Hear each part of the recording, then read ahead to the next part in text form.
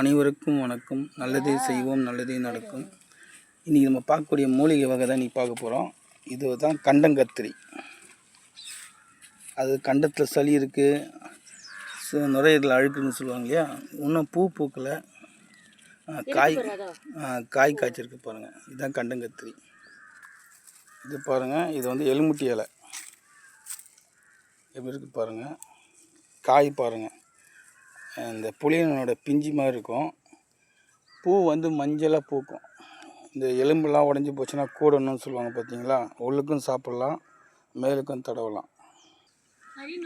இதுதான் தவசி முருங்கை, இரத்தப்பாலைன்னு சொல்லுவாங்க. இது வந்து அடிப்பட்ட இரத்தக்கட்டு, அதுக்கப்புறம் உள்ளுக்கும் சாப்பிடுவாங்க. பூ பாருங்கள் எப்படி பூத்துட்டு பாருங்கள்.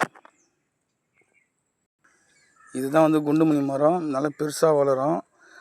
காய் வந்து மாத்திரை மாதிரி இருக்கும். விட்டமின் மாத்திரை சிவப்பு எப்படி இருக்கும் அந்த மாதிரி இருக்கும். இது வந்து நீல நொச்சின்னுவாங்க, கரு நொச்சின்னுவாங்க. சக்கரை சாதாரணமாக இலை பறித்து சாப்பிடலாம்.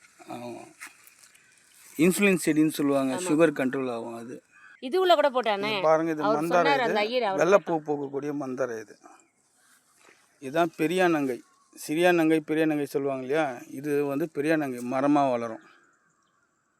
இந்த சுகருக்கு, பாம்பு கடி, விஷக்கடிக்கெலாம் தருவாங்க. இதுதான் பெரியானங்கை. அவ்வளோதான். போட்டேங்க, அது வீடியோ போட்டேன்னா. இது ஒரு கீழாநெல்லி, பெருங்கீழாநெல்லி சொல்லுவாங்க இல்லையா, அந்த வகை சேர்ந்த கீழாநெல்லி. இது பாருங்கள், இந்த கீழாநெல்லி 2 அடி 3 அடிக்கிட்ட வளர்ந்துருக்கு. 2 வகை சொல்லுவாங்க, சிறு கீழாநெல்லி, தரை கீழாநெல்லின்னுவாங்க. இது வந்து பெரு கீழாநெல்லி. வெத்தலை வள்ளி கொடின்னு கேள்விப்பட்டிருப்பீங்களா. கீழேயும் கிழங்கு இருக்கும், கொடி மேலே போன பிறகு அதுலேயும் கிழங்கு இருக்கும். அந்த மூலிகை இது. இது பாருங்கள், இதுதான் வந்து கழிச்சிக்காய் மரம், கஜான் கொட்டைன்னு சொல்லுவாங்க இல்லையா. கழிச்சிக்காயோட மரம் இது. சின்னதாக இருக்குது, வளர்ந்துச்சுன்னா பெரிய மரமாகச்சுன்னா காயெல்லாம் வளரும். முதல்ல பெரியானங்கை காமிச்சிருந்தீங்களா, இது வந்து சிறியானங்கை. ஆனால் சித்தருங்க சொல்கிற சிறியானங்கைன்றது வேறு. இது வந்து சில பேர் மக்களுங்கெல்லாம் வந்து இது சிறியானங்கைன்றாங்க. அதில் ஒரு வகை. இது வல்லாரை, நாட்டு வல்லாரை பாருங்கள். சீமை பொன்னாங்கண்ணி, செம்பொன்னாங்கண்ணின்னுவாங்க.